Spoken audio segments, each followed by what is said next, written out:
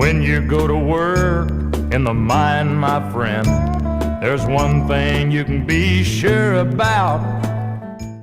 You're gonna work hard. Hello. I represent a coal miner that lived here in Harrison County or Belmont County or Guernsey County 110 years ago. I'm an immigrant from Europe which came here to make a better life for myself and my family. I want to be an American citizen. And the only place I can find a job is in one of the local deep coal mines. To come here was an ordeal. I had to leave my family behind. It might take me 2 or 3 years to save enough money to bring my family back from Europe.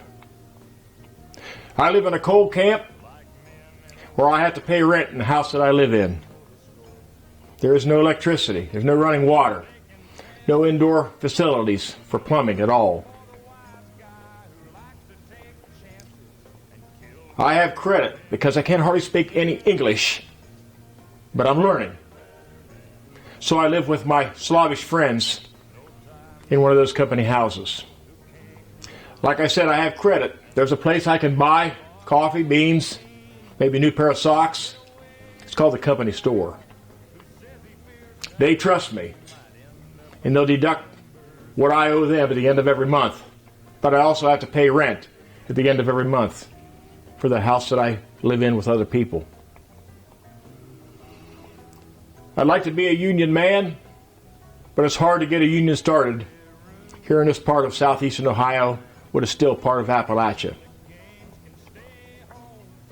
I work with 350 other coal miners of all nationalities, many of them who I don't understand.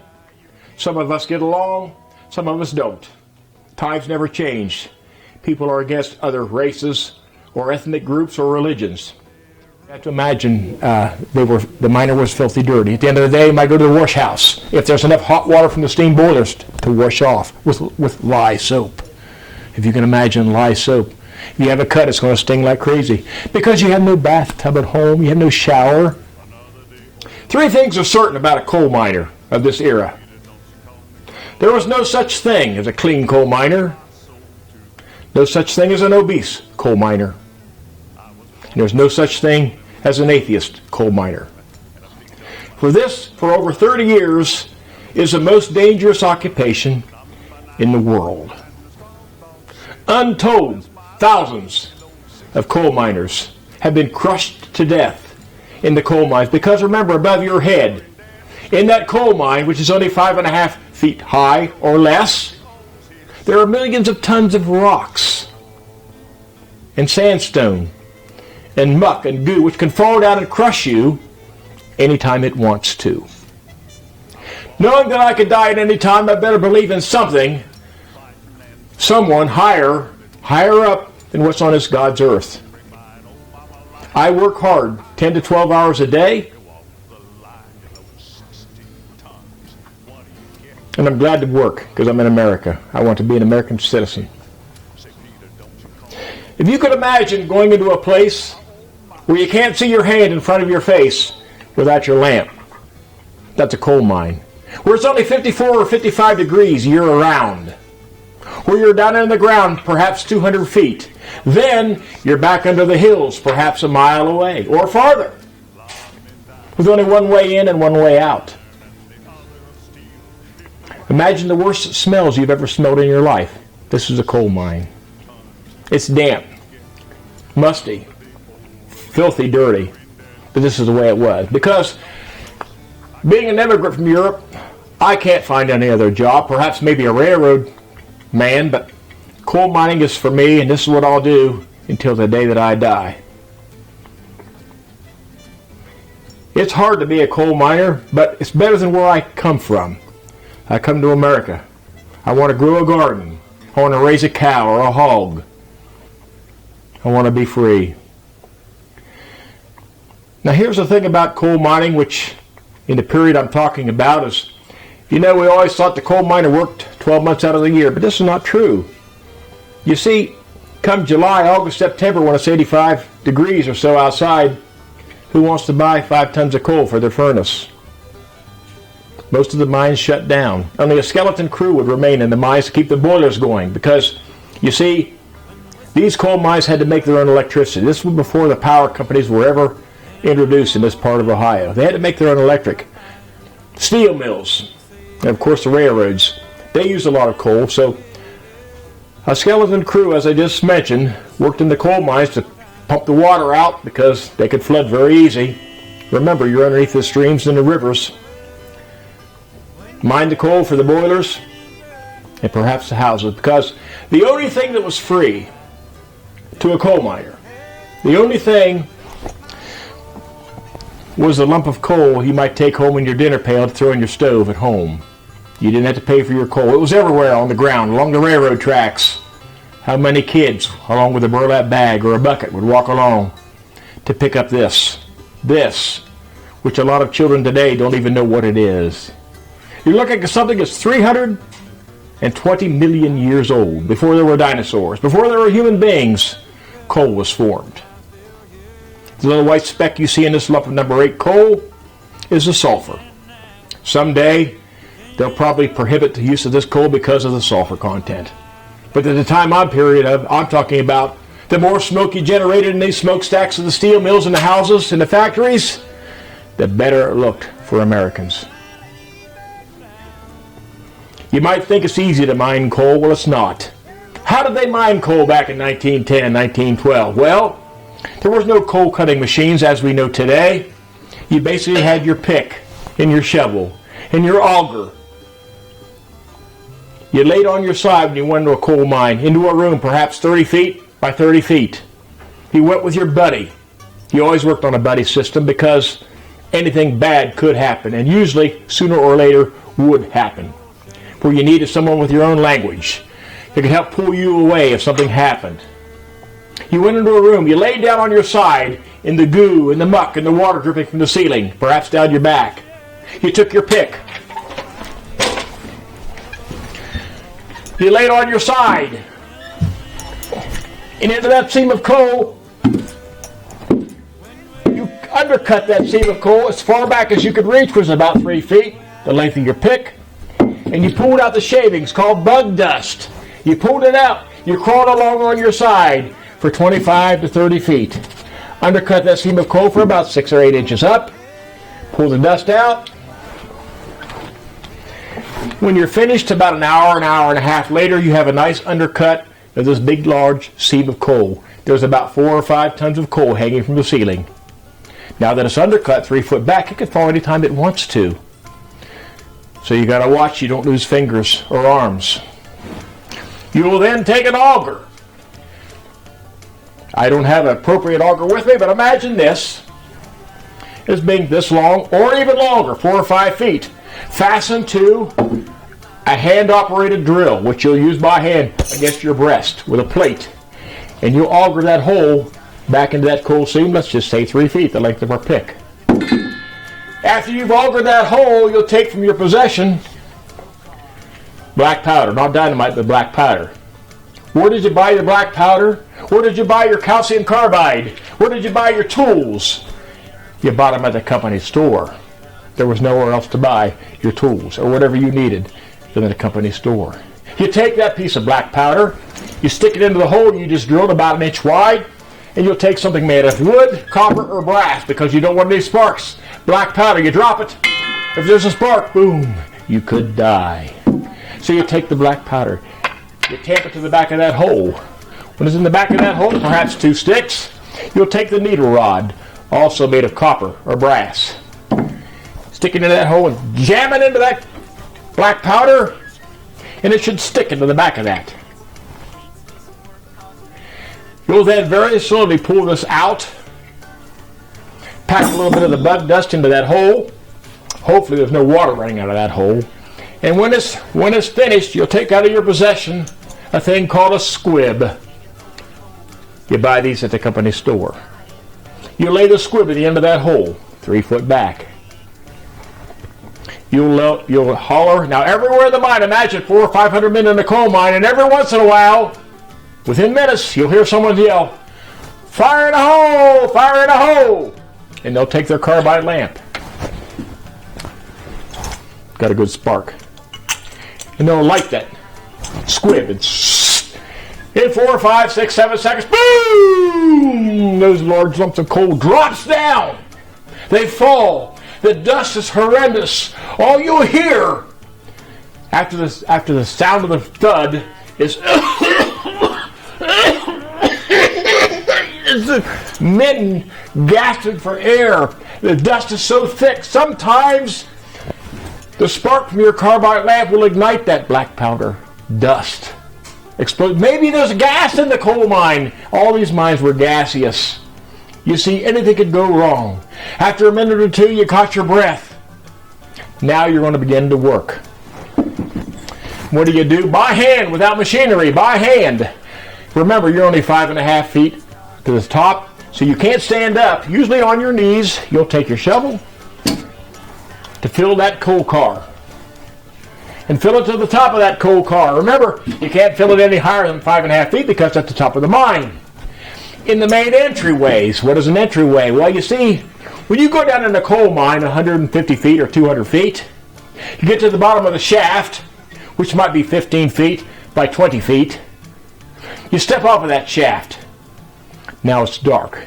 You have to have your light to see. But there might be an electric light bulb at the bottom of that shaft from electricity from the power plant up ahead. You turn your light off.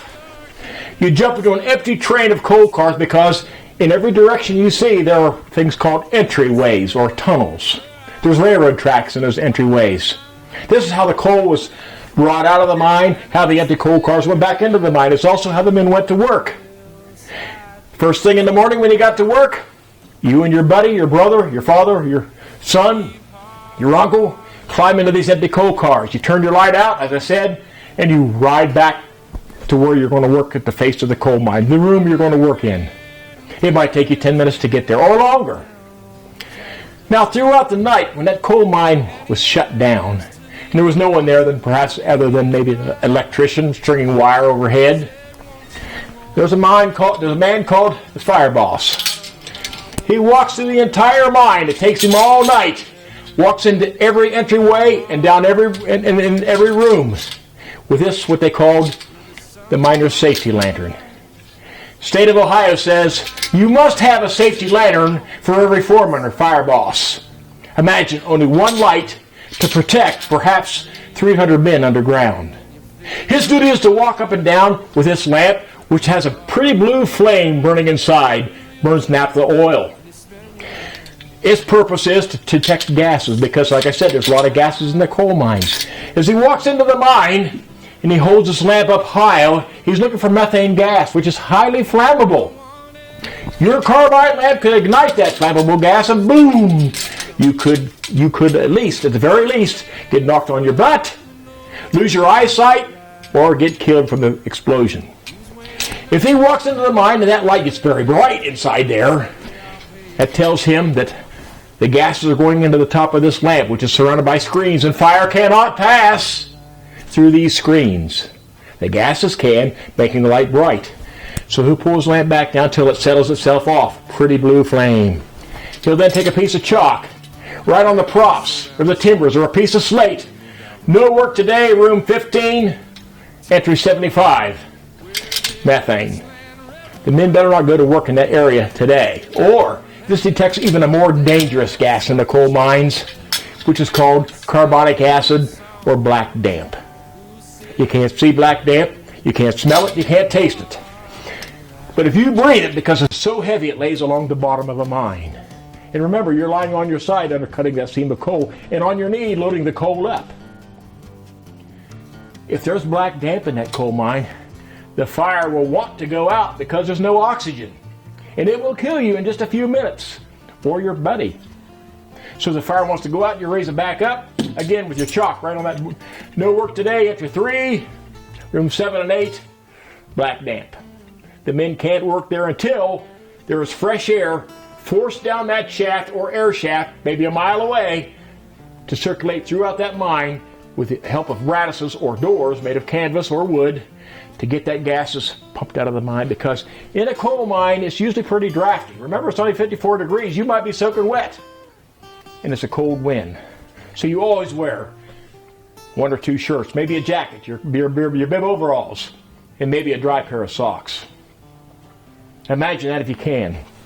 Now, a lot of people want to know, well, how much did a coal miner make back in 1910? Well, it depends on where you were. You see, here in Harrison County, Belmont County, Guernsey County, Perry County, the 4 big producers here in the state of Ohio, on a good day, you might make 35 or 40 cents a ton.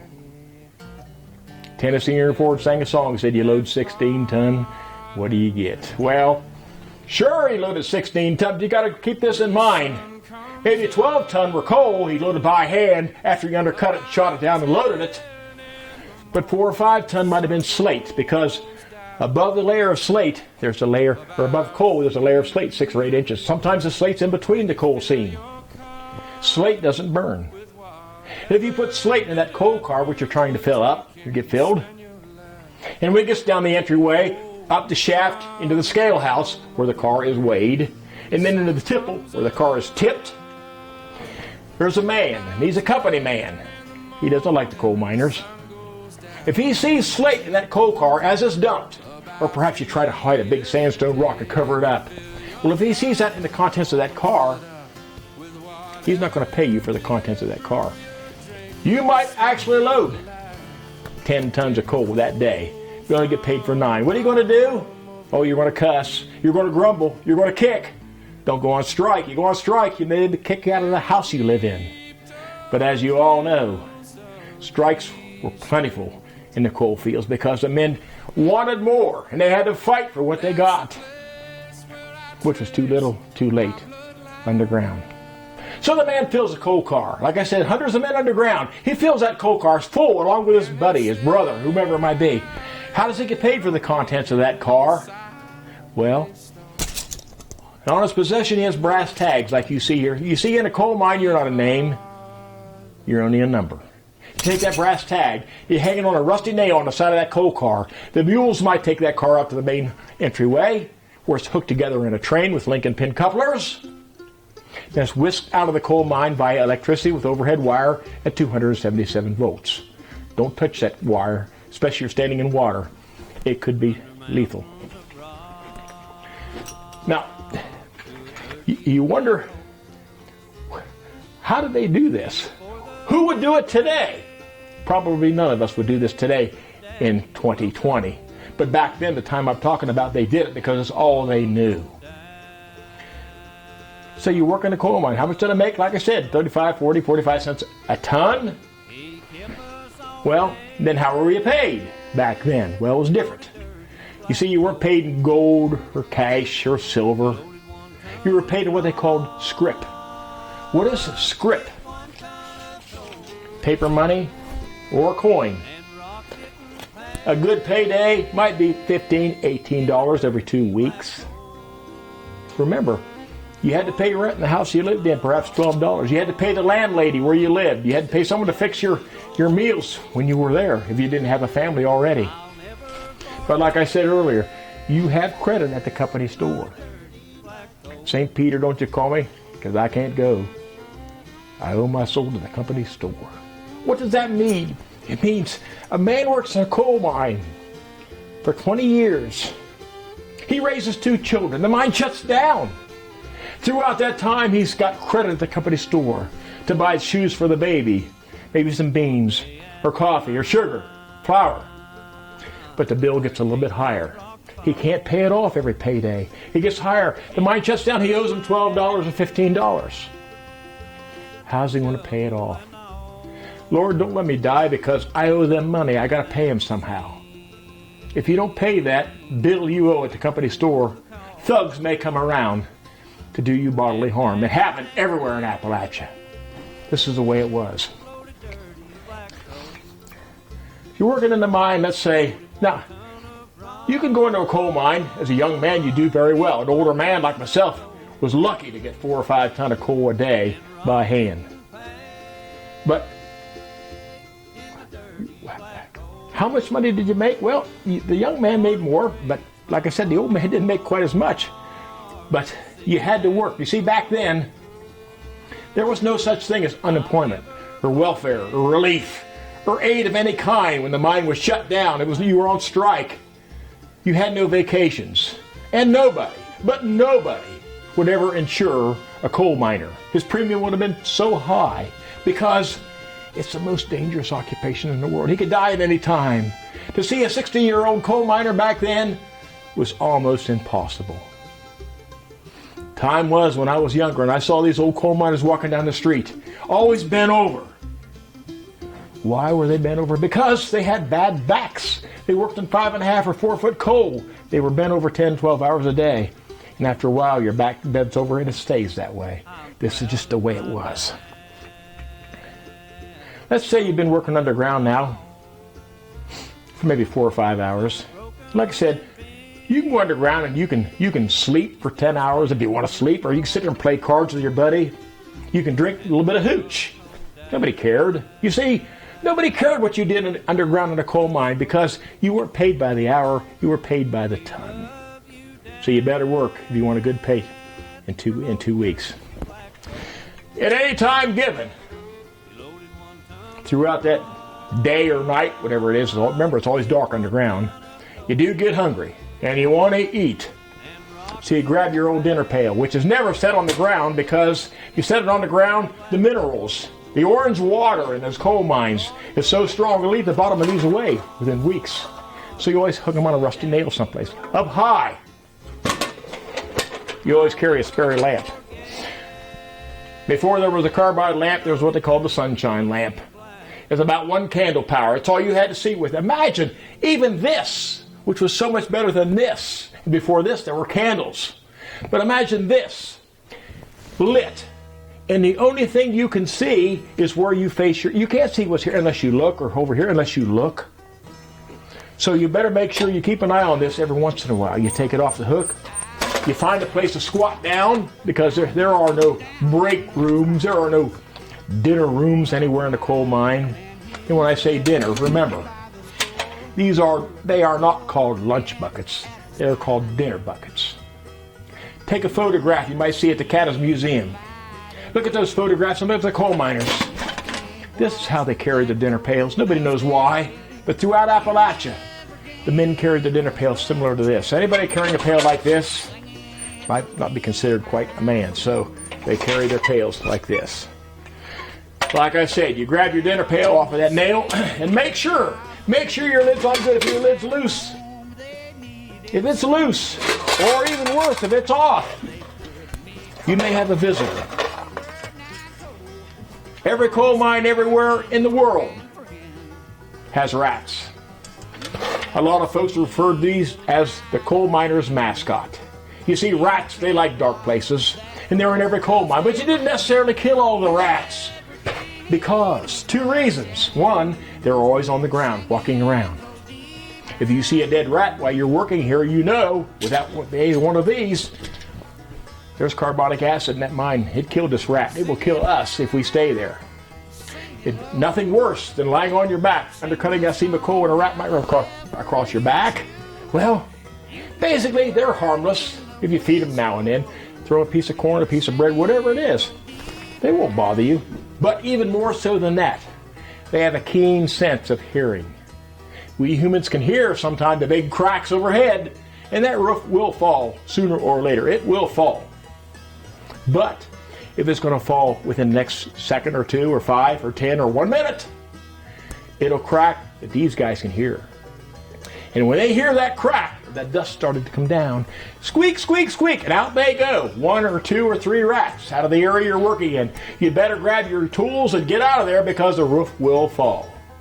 If you stay behind, you will be killed. At the very least, you will be injured. Speaking of injury, you get injured in a coal mine. A piece of slate falls on you while you're working. Your buddy, he says, "Are you all right? Are you all right?" You run over. You got a big gash in your arm. It's bleeding pretty profusely. Well, there is a first aid kit. And I'm not making fun of anybody from another state because it's written in the history books. There is a first aid kit called West Virginian coleslaw. The men would take the eating tobacco, they called it, stick a plug in their mouth, chew it, spit. It keeps the dust out of your esophagus, but it doesn't keep the dust. out of your lungs. But it's also your first aid kit.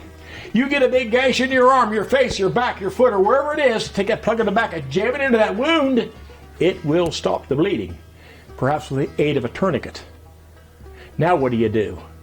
You either work the rest of the day. If you can't stop the bleeding, you have to get out of that coal mine, which might be hundreds of yards away, to get out of the coal mine and try to go to a doctor. Remember, something happens in the mines, there's no nurse there, there's no doctor there. Basically, you're on your own. So many men died of shock or loss of blood because there was no one there to tend to that injury. And sooner or later, every coal miner at one time or other has faced danger. They've seen brothers, uncles, and fathers being crushed. Nothing worse than seeing the arm or the hand of someone sticking out underneath a 15 or 20 ton of rock. So bad, they're crushed so bad they can't even be shown. In fact, many of the miners at the turn of the last century, when they were crushed to death in the coal mines, someone would haul them out of the mine. Sometimes they would dump the water out of their pails and quit work for the rest of the day to take that miner home. Take him to the house where he could be washed and fitted into his cleanest dirty clothes to be buried later on that day because they couldn't afford common embalming fluid. This is the way it was. If you were torn open, you needed stitches. You can't go to the doctor, but somewhere nearby there might be a veterinarian which can stitch you up with horsehair. You don't read this in history books, but this is the way it was. Getting back to our dinner, you might have a pie plate on top, which my brother stole from me, so I can't show it to you. So in the second layer of your dinner pail is where your sandwiches are. You ate your sandwiches on homemade bread. Oh, baked bean sandwiches, mashed potato sandwiches, onion sandwiches, whatever you might have. You remember, you don't eat meat every day. You eat what you can grow in your garden in the summertime or what you might buy at the company store on homemade bread. And like I said, the dessert might be this West Virginia slaw. The bottom part of your pail had your water, or your coffee, or your tea, which you simply drank right out of the can. It's 54 degrees, it's nice and cold, but it's going to taste funny, but you didn't care, because you see there are no break rooms in the coal mine. You eat your meal, you get back to work because you're cold, so you might shiver while you're sitting there. You got to get back to work. You got to undercut that seam of coal where you're working, you see. Can you imagine? It's hard to imagine the conditions that these people went through to make a better life so that we could exist today in this world. But this is the way it was in Appalachia, in southeastern Ohio, so many years ago. And somebody has to tell their story. Because I lost grandparents in the coal mines and uncles. This is the way it was. And so many out there can say, is that what my dad did? Is that what my grandfather did when he came from Russia or Poland or Czechoslovakia or wherever it might be, Hungary? That's what they did. And they never talked about it, you see. It was so dangerous. They didn't go home and complain about, oh, it was so dangerous. They just didn't talk about it, especially if there was death present. So many miners were injured for life, hurt in the coal mines, could never work again because of a broken back, severed arms or legs, being blinded by the blasts. They're not recorded. Thousands of coal miners worked in the coal mines and died of lung disease, black lung. But you look at the coroner's reports of these deaths. Yes, there are reports out there of anybody that died in the coal mines in these counties if they were killed underground. If they come out of the coal mine and died on the way home, it's not recorded. Untold thousands of men were killed that way, and there's no record of their death of being killed in the coal mines. But the lung disease, if you've ever heard a man that has black lung try to fight for every breath. I've seen men sitting in chairs, leaning back. They couldn't lay in bed because they were sitting in chairs. They couldn't even breathe and struggle for every breath that they tried to suck in and died miserable deaths. This is the way it was in South. Keep this in mind. Why didn't somebody help you? Well, nobody could help them because the coal operators in these coal mines, the men that owned the coal mines, they lived in Cleveland or Pittsburgh or New York or Chicago or Denver. They didn't care about the coal miner. You see, you have to look at it this way. They looked at it as a good mule cost $7, but an old hunky was free. This is what your life was worth while working in a coal mine. They didn't care if you lived, died, worked, or not. If you get hurt, they'll replace you tomorrow with another coal mine. Remember, there's boats coming here every day from Europe. These people trying to get away from this dictatorship and called communism, whatever it is, to make a better life. Your life doesn't mean anything. Basically, in life, all we are is numbers. We'll be replaced someday. But as I said before, I like to tell the story of that old common Joe the coal miner, what he did and how he made a better life for us. The kids and the gangsters stay home. This is Hank Williams Jr. reminding you that mining is serious work, so take it serious.